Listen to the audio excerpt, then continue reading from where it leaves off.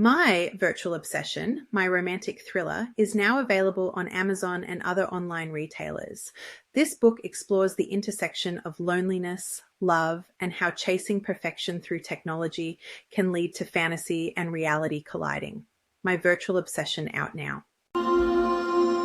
Welcome to Willow Healing Matters, the podcast. We are so excited to have you joining us on this journey where we explore different ways to empower your soul, whether it's healing in your kitchen or all the way up in the corporate world. Come with us as we look into different ways to heal your mind, body, and soul.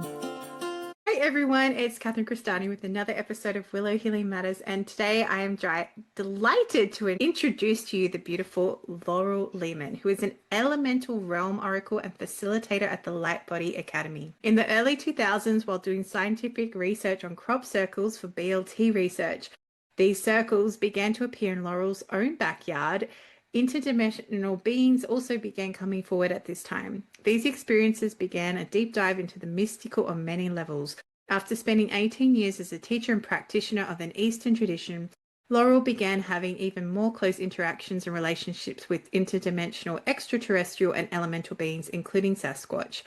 These beings connected her with the Christina Schwind, founder of and director of Lightbody Academy, where she continues to cultivate and share these rare and extraordinary relationships today.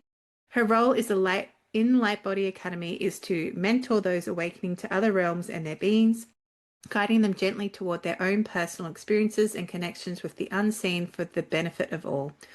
Laurel is also an accomplished energy practitioner and healer, focusing on energetic hygiene, which enhances one's ability to cultivate clear, clean, and impeccable relationships of all kinds. So a big welcome to the show, Laurel. Thank you. Lovely to be here. Thank you for having me. Thank you for being here. So straight away, how did you feel walking into your backyard to find crop circles suddenly appearing in your own yard? Well, that was interesting because I've been in quite a few at that point, and I knew, of course, what to look for, and I had a microscope. And in the back corner of my yard was this grass growing. It was very thin. It's called couch grass and very tall, but it's really hard to see the nodes. And that's where you see where the plant changes have happened when the energy comes in. So electrical, electromagnetic, microwave energy, swirling energy like this. And when it comes into a crop circle or into a crop, it explodes the nodes because it superheats the water to about 400 degrees. And the water needs somewhere to go, so it blows out the nodes. So you get these little cavities in the nodes they call expulsion cavities. And so I picked a bunch up and went in the house and roasted out my microscope, and sure enough, they were in the grass. So it was pretty shocking. And then so I grabbed this grass, I went and sat in the house, I figured out what was going on. I was like, what the heck is happening? And then my husband, who didn't believe me, really at the time, walked in the house and said, I think that considering what you're studying, you might want to come and see what's in the back corner. So he actually found it himself, which was great. But then they just kept coming after that. And they came every year. Yeah, it was very weird. Weird things were happening in general at that time. So I was starting to get used to it, I guess you'd say.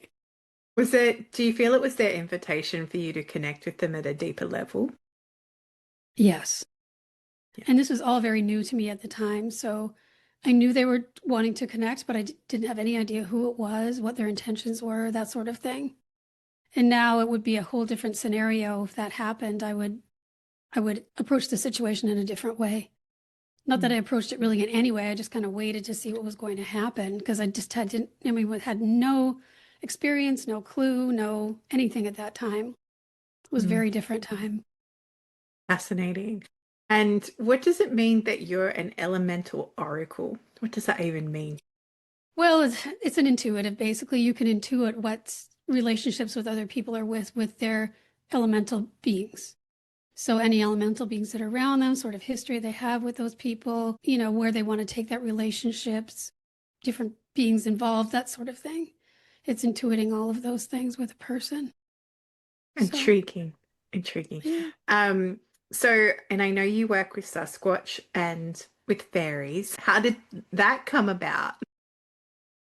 Oh boy. Well, so the fairies, I always knew they were there, and I would search for them everywhere when I was a child, but I never saw them with my eyes. But I had this feeling I know they're there. And I felt like I was just missing them all the time. Anyway, of course, then I grew up and, life gets real and things happen and sort of put it out of my mind. And then uh, the lady who I was working with at BLT Research, which stands for Burke, Levengood, and Talbot, and anyone who knows something about crop circles may know about BLT Research. They've done all the scientific research on crop circles. Pretty much up to this point, I don't think anyone's really doing it much anymore. Anyway, Nancy Talbot had sent me, they're in Cambridge, by the way, she's in Cambridge, audio of someone talking to a Sasquatch, or the Sasquatch talking to this person. And something inside me just lit up. Like I could feel it all through my body, and it just kept going like, wow, wow, wow, So that, okay, there's something to this. And I'm thinking, where can I find them? I don't want to go into the mountains by myself. Who's going to go with me? All these questions started coming up.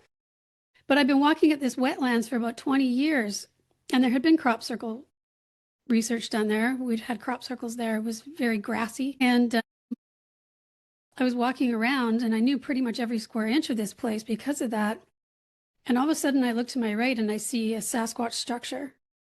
And if people don't know that this about Sasquatches, they build structures out of wood. So out of what they find in the forest, they'll build structures, or they'll build little glyphs on the ground out of wood. They'll use rocks and string and whatever they can find, different things in their structures. So right beside me was this structure. And so I thought, oh my gosh, and I started reading all these books, and then I started seeing more things in the wetlands. And then I started a gifting place with them, and that's when things really started taking off. So you can start a gifting place. I can help people learn how to do this too, start their own gifting place with the Sasquatch being or clan. So I cultivate those relationships with people too. So I help them cultivate their relationships with the elemental realms and Sasquatch. Anyway, I started this gifting spot, and then things just started happening sort of rapid fire, back and forth, back and forth, back and forth.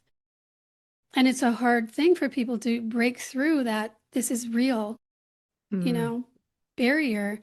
And the gifting really helps people bring that into their 3D so they can see this is actually happening to me. This isn't nothing. For people who don't know what we're talking about, could you explain what Sasquatch, what it is, or like the common terms and that sort of thing?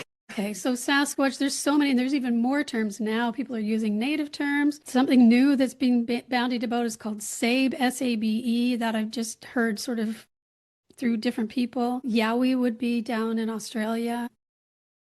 Bigfoot. Bigfoot, yes. Yeah, we don't call them that in Canada. We call them King Sasquatch. Because the term Sasquatch was coined here. They were called Saskets by the native people in Canada. And that eventually turned over to Sasquatch by, I think it was a elementary school teacher not far from where I live that coined that phrase.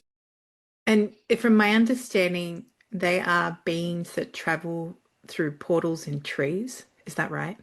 I think they can do it all kinds of ways. I think trees definitely are one way that they can come out. They can come through rocks. They can basically pop in and out of pretty much anywhere. So an example of that would be, well, I was doing this gifting spot, and of course I'm at the beginning of my relationships, and at this point I don't know anyone else who's doing this, or even if there is anyone else who's doing this. And there are literally hundreds of people all over the world now having these interactions with Sasquatch. It's not uncommon anymore. So I'm kind of talking to them in my head as I walk around, and I'm sort of talking out loud, and I'm singing to them and all these things. And because there were kid Sasquatches involved in the relationship I was having with them there. And so I told them I was going away for 10 days and that I would be back. So thinking, maybe they wouldn't know that, or I don't know how that works with them, but just I wouldn't be there. So I went down to Palm Springs with my family, and I opened up, my husband's parents have a place there, and I opened the glass doors, and I walk out onto the little patio, and on the grass, there's an X like this, which is often a sign they make with mourning dove feathers. So it's like, haha, here we are, So they can just pop into pretty much anywhere. And I think there's other ways they do it too. I think they use interdimensional type windows and things like that. And are they representatives of do they represent kind of the elemental realm? Are they of the earth realm? Are they off-world? Like what kind of is their origin? That's an excellent question. I'm going to say all of the above. Okay. So Like us. they can pop in and out of the, yeah, like some of us. So they Yeah. can pop out in and out of the elemental realm and our realm at will, basically. So they're an excellent ambassador between the two for people. And it's really beneficial for humans to cultivate a relationship with a Sasquatch in this way because there's so much they can do to facilitate that relationship back and forth. But again, they have been here longer than humans, and they have originated from a planet. Now, different people call this planet different things. I know it as Aria, but other people call it different things, and I think it often starts with an A as well. It's kind of like the Sasquatch names. Names don't even really mean that much, as long as it's carrying the energy of that being. So yeah, those are the things that I know about it so far. Because I feel like it's a never-ending rabbit hole. What's funny is that Sasquatch keeps coming up like the last few weeks. So now I'm there going, I'm pretty sure there's somewhere in our property of land where I need to go have a look for them.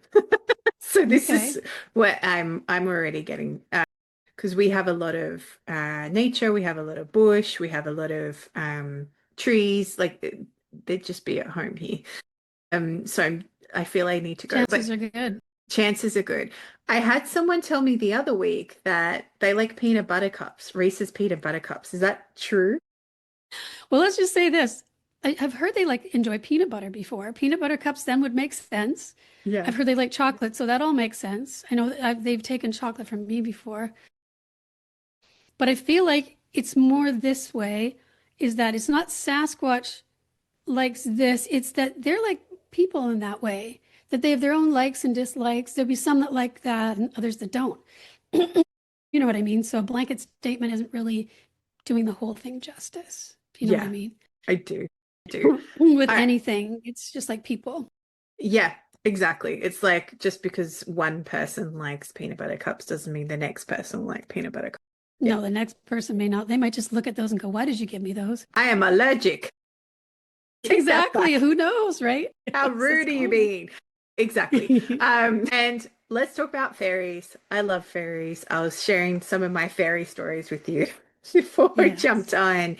For anyone who is like, oh, that's just something we made up in childhood, what can you share with them about that kind of insight? Well, they tend to show themselves, I think, to younger people because younger people are closer to them in frequency than adults. Also, it's like I think they're showing themselves, and whether you can actually see them is dependent upon what's going on inside of you as far as your availability for that, whether you have blind spots and resistance to it, what frequency level you're functioning on yourself, and because that frequency shifts as we get older and different things happen to us, and we're very much farther away from that as a rule.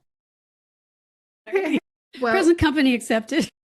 But it's amazing how many people I will talk to and I'll say to them like, oh, I feel like there's fairies there. And they'll actually agree before they then think about it. Before the filter comes on. Before the filter comes on, right? Especially, when you see those beautiful like mossy places and it's got all the little rocks with the little holes. And you're like, yeah, that's where the fairies are 100% hanging out, 100%. But I've even had fairies. I had a session with someone on the weekend and I said to her, because she loves nature, like she really honors, she's like works a lot with lions really energetically.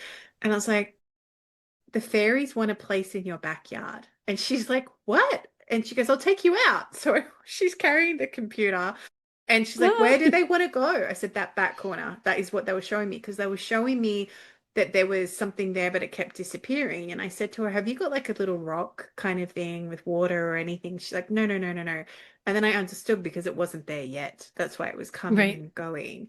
And I said, if you want to honor nature and let nature hold you, because that was the big thing coming through, you need to start by honoring the elementals and honor the fairies. And this is what they want you to do. And she's like, I can do that. That sounds amazing. I was like, yeah, I think it'll look great in your backyard. It's great. She's on board with that. Yeah. And I guess it's like just allowing that space to, and I often find that I see them the easiest kind of that point of like, they come to me the most at dusk when the light's playing on the leaves, and that's when I Oh, often yes. see them jumping around in the trees and Hmm. playing around that way. Yes, they love that golden light. It's Yeah. like a frequency match for their realm. I have some video and stuff of one in golden hour. I call it golden hour. Yeah. Um, Did you want to it, share? Because I know you wanted to share some. sure. It If just depends on anyone's, how much you want me to share. Just oh, get it's started and okay. you can stop me when you're ready. For anyone listening to this only, you'll have to go and log on to YouTube and find where we're showing this footage. Because if you've Right. been curious about fairies, or there's just that inner child in us knows that they're real. It never goes away. This is why we're drawn to magical things and in nature, and we're always curious. That's what I believe anyway. And you're right. If you have that curiosity, it doesn't go away. It's in there. You can't Yeah. you can't get rid of it. 100%. I'll just say, if you're a mum listening to this and you want a really fun activity to do with your child, get Yeah. some natural clay, make little homes for the fairies, I buy like the really tiny little crystals. They love that. Put them in the house, and you can just go trust where you feel pulled to put it in the garden. And they will love you for that. Even sometimes I'll bake cookies and then I'll hear them saying, "We want one too." And I'll go leave a cookie for them in the place that we put these little things. And I have to share this story. So my son and I made this really cool, because I run nature camps with kids where we go out to the bush, and we were making things out of clay. And so my son made this really cool looking house, and it had like crystals in it. I said, "Oh, the fairies would love that." So we went and put it out where the fairies hang out. And the next day I went back, and it had moved a meter, or like, I don't even know what that is in metric, about that far, without any drag marks, without any prints around it or anything, to the left. And they went, "We prefer it over here." And I was like, "Okay." And I came in and I Wow. told my husband, and he's like, "There was no drag marks." I said, "No, go have a look. Like, go have a look." And he's like, because it's in like a kind of a sandy area with a rock overhang, and this is why they like it. And there's like ferns in front of it. Anyway, and it got dragged. And he's like, "There is no way that an animal could have done that." I said, "I know." And he's like, Yeah. "Hmm."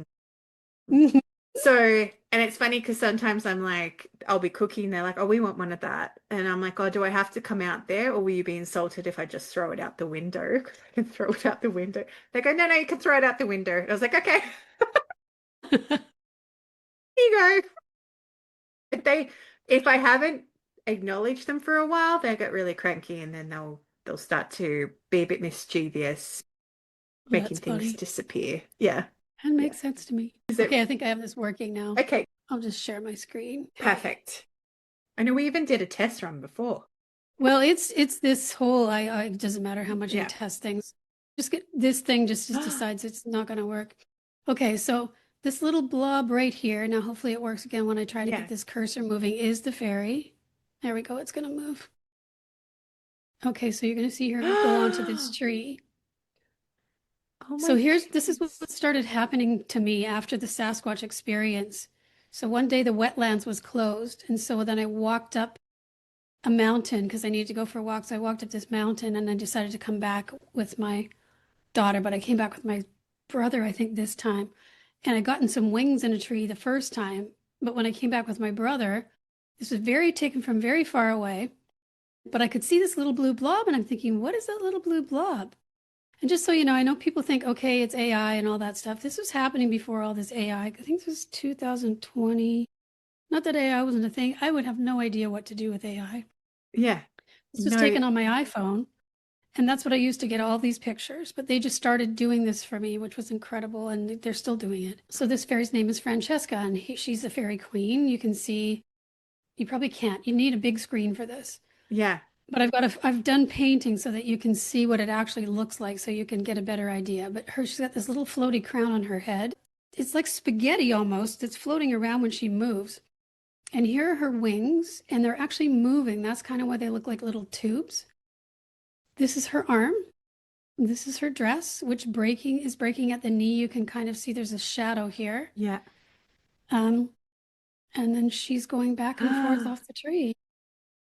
Look at that. And the other thing that is interesting about this video is this other being that's over on the side here.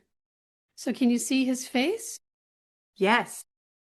So if I go back and forth, watch his eyebrows go up and down. So he's scrunched his face up there. And now his eyebrows are flat. And you see them scrunched up again. Oh my Now his goodness. eyebrows are flattened up. So this is, okay, let me just say this. I've taught a course on how to photograph fairies so people can learn how to do this. It's not just something, they've given this to me as a tool to help me teach other people, basically. Yeah. But that course will be online again soon for anybody that wants to retake, like it'll be as a video so people can take that course.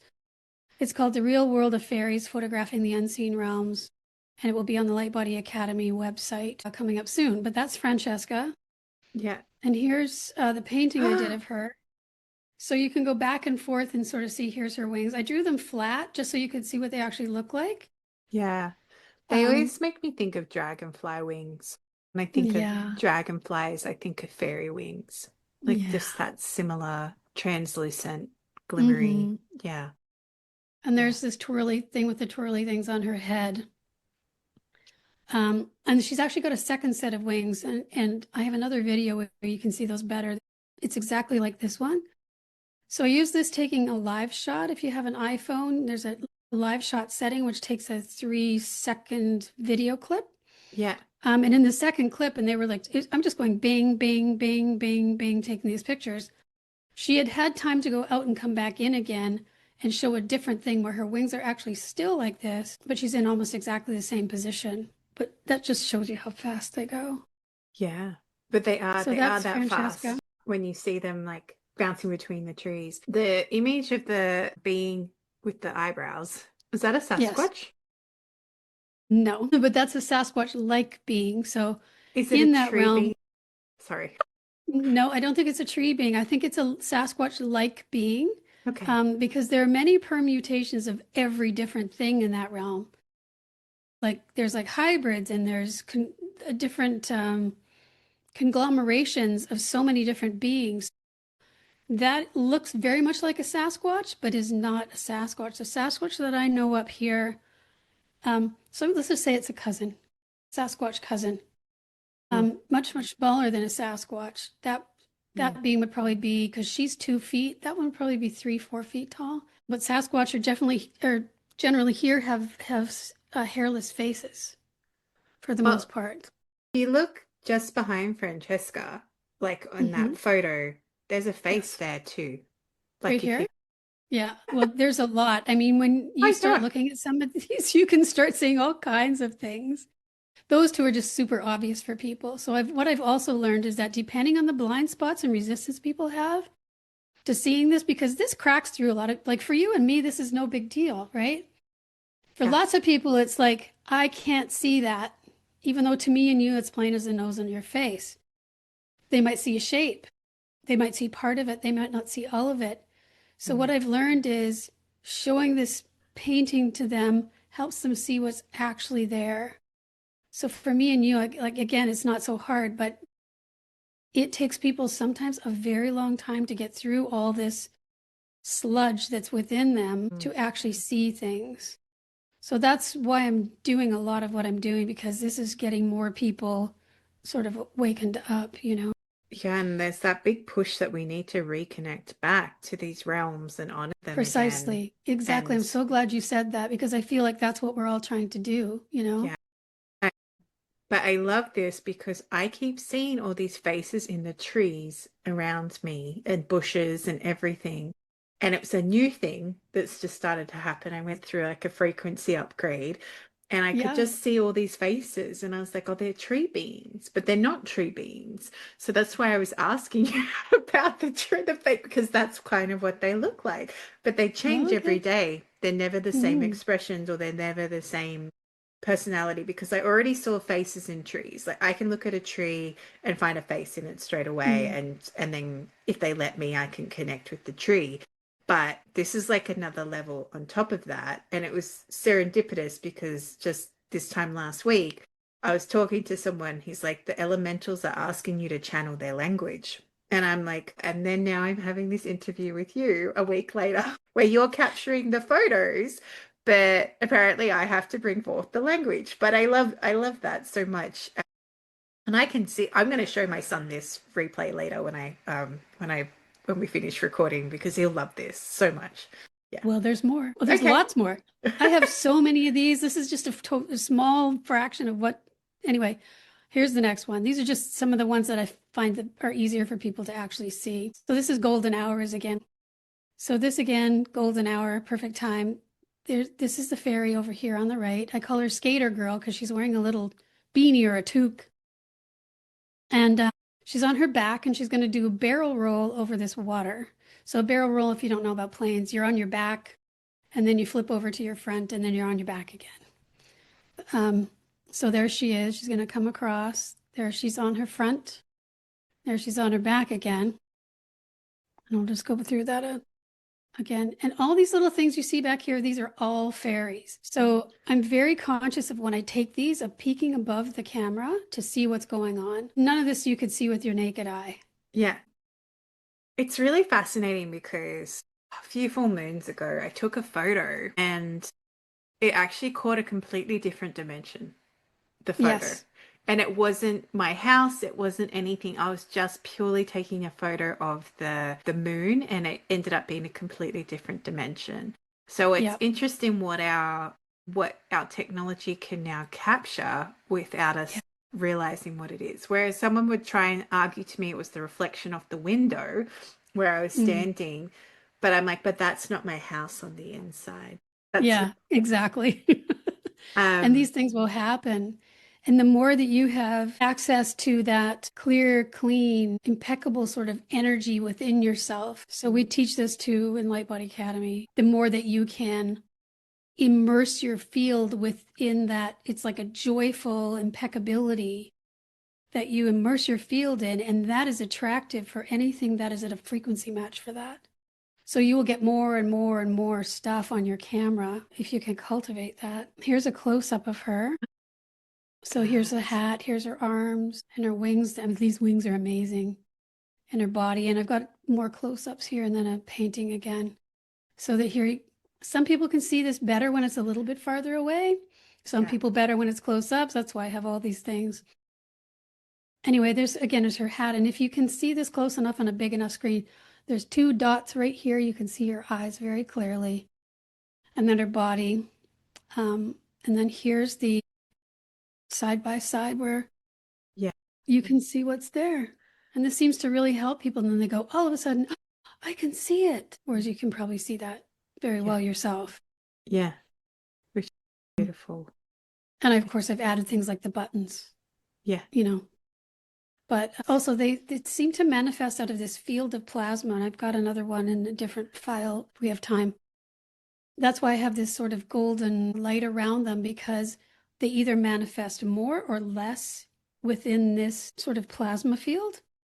And sometimes they've used most of it up, like here. And sometimes they're just inside it and it shows up all around them. So there's that one. But again, taking pictures at golden hour is really great. My daughter actually took this one. We were up at this. So this is an ongoing place where I interact with them a lot. This is a bona fide fairy portal.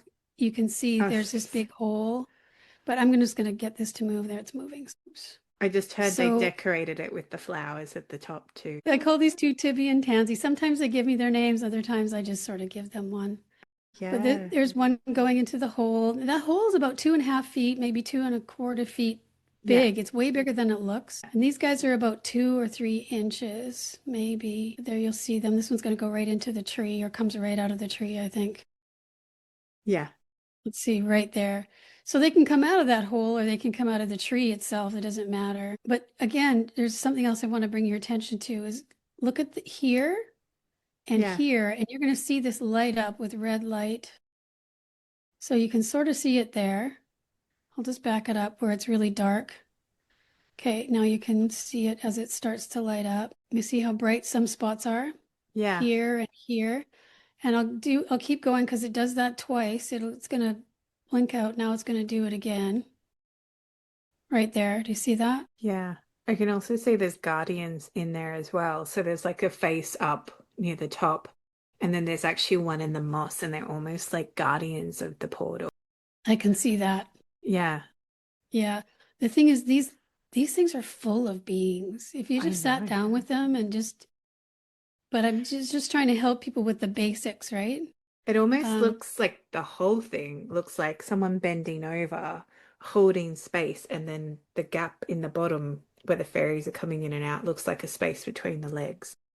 yeah, I can see what you're saying. This is a pretty incredible place. So that's them. And then I decided when I saw her coming out of the bottom. So the first, that one's going in. And Yeah. as that one's going in, there's a teeny tiny little one right here coming out. And I thought, I'm going to try to see if I can capture her because she'll be slower on the uptake than going in. And sure enough, here she is. So you see her Wow. arm She's and this beautiful. pily thing. This is her hat, which kills me. Look at this. And her vest. And this is her face looking off to the side. And again, this just helps people see what's actually here. But she's tiny. And I was shocked. The night I found this, I couldn't sleep. It's like, wow. I love Because this is it. just starting to happen. So that's those two. Amazing. As much as we could look at fairy pictures all Oh, and it's day. probably time Yeah. to Yeah. shut it down. Just wanted to give you this clip so you could see Yeah. how big this tree is. This person is about 5'9". Yeah. Yeah. And this tree is huge, and it's got two giant trunks that come out of there's one and there's one back here. They're It's absolutely twins. immense. Yeah. Yeah. Yeah. Anyway, I'll stop my share. That Yeah, we it definitely want could you go to. on and on. There's I so know. much. I could happily just watch pictures of fairies all day, but as we start to finish our time together, which I love this so much, like this is so cool. I do ask my guests that come on the show if you could heal or change something in the world, what would it be? Well, I think my answer to that was that everyone would wake up to their multidimensional capacities so that we can have these relationships out in the open and we can start to change things around here, and make this world a better place for everyone, not just us. Because what people don't realize is what we do here affects them in those Yes, realms. 100%. Yeah, you say that. And if people want to come and learn about how to take photos of fairies, which is so cool, or connect with you or come work with you, where's the best place that they can come hang out with the world of Laurel? Well, go to lightbodyacademy.com and scroll down to what's called the Elemental Realm Portal. It's the only thing green on the page. Everything else is shades of purple and peach and everything. So it's a little green rectangle. It's called the Elemental Realm Portal. You click on that and you can go down, and eventually the course will be on there again. It's not right now because they're just getting it ready for putting it online. Yeah, by the time this comes out. That's what they're telling me. It'll be fine. Yeah. Yeah. Yeah. Well, let's go with that. And then in there, I do something called Forest Wisdom Circle, which is the first Thursday of every month at 9 a.m. Pacific time, where I help people and help them and nurture their connections with these beings and help them along with that. And we have some really nice people there, a wonderful group that they're all on different parts of their paths with their connections with elementals and Sasquatch. Beautiful. So, I love yeah. that. I love that so Yeah. much. And I guess for anyone listening, we actually all have the ability to connect with nature. You just have to Yes. remember. You just have Exactly. to remember again. Yeah. Well, thank you so much, Laurel, for being on the show, for sharing those fairies. Kat. I was like, this is what I see. Yes, I know it's such a great thing to be able to see it, Yes. It's so helpful for people. I'm really happy I could 100%. do that.